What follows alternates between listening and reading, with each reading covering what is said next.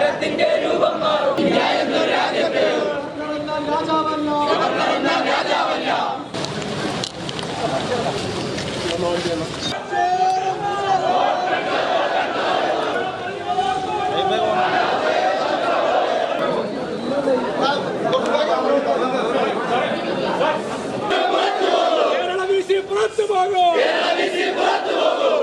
ഫലം പ്രഖ്യാപിക്കാം എന്നാണ് കേരള ഹൈക്കോടതി വിധി ഇപ്പോൾ വന്നിരിക്കുന്നത്. ഞങ്ങൾ നടത്തിയിട്ടുള്ള ധാർമ്മികമായ ജനാധിപത്യത്തിന് വേണ്ടിയിട്ടുള്ള പോരാട്ടത്തിൻ്റെ വിജയമാണ് ഈ ഹൈക്കോടതി വിധി.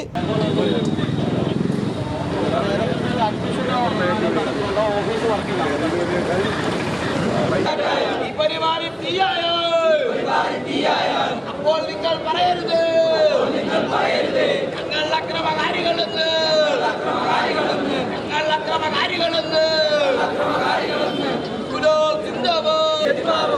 കളിച്ചോ മോഹന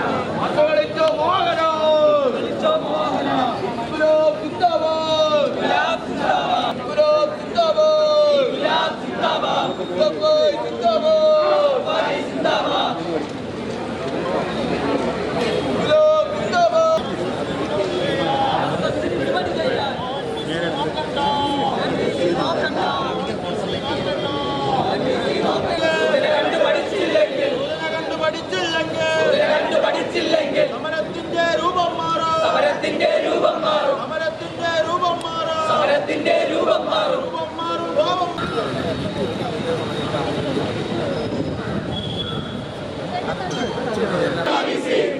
രാജ്യത്ത്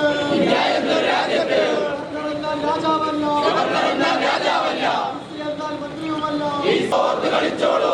ഇവിടെ നടക്കില്ല. പരിവധാനം അറിയില്ലേ? അനവധി ചോരച്ചാലുകൾ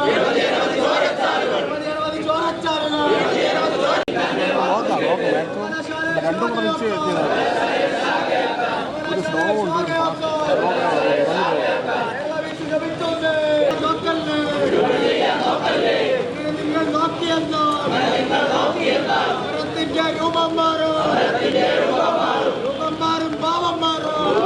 ഭാവം മാറും.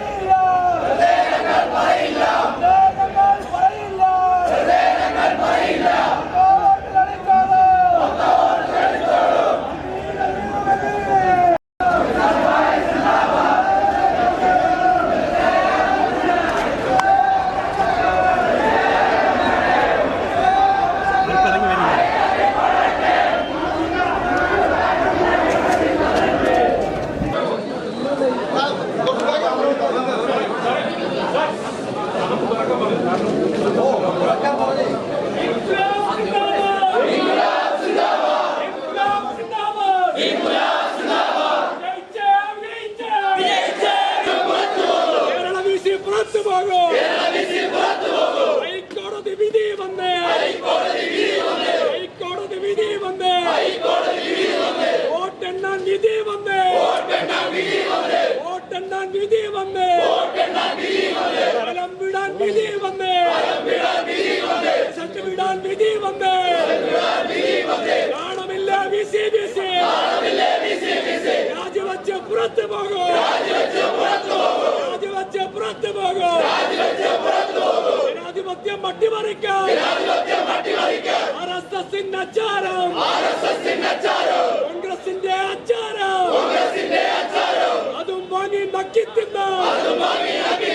അതും വാങ്ങി നക്കി തിന്നാൻ.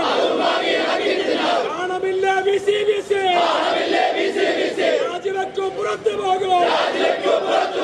രാജിവെക്കും പുറത്തു പോകും. പോകൂ. ഉടനെ വേണം, ഉടനെ വേണം. വോട്ടെണ്ണൽ ഉടനെ വേണം.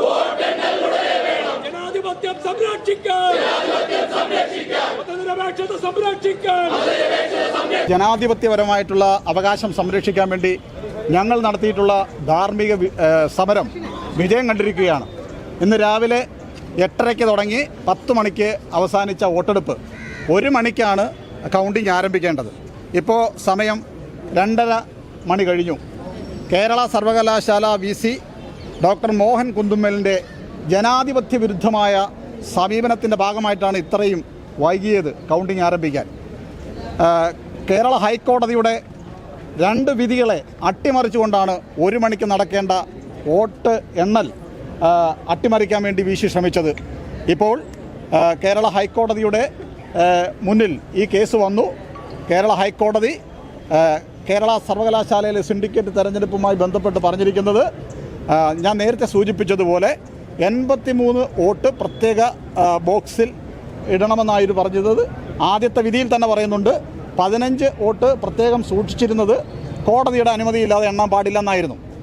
അത് ഉറപ്പിച്ചു പറയുകയാണ് ഹൈക്കോടതി. വീണ്ടും 83 വോട്ട് എണ്ണി ഫലം പ്രഖ്യാപിക്കാം എന്നാണ് കേരള ഹൈക്കോടതി വിധി ഇപ്പോൾ വന്നിരിക്കുന്നത്.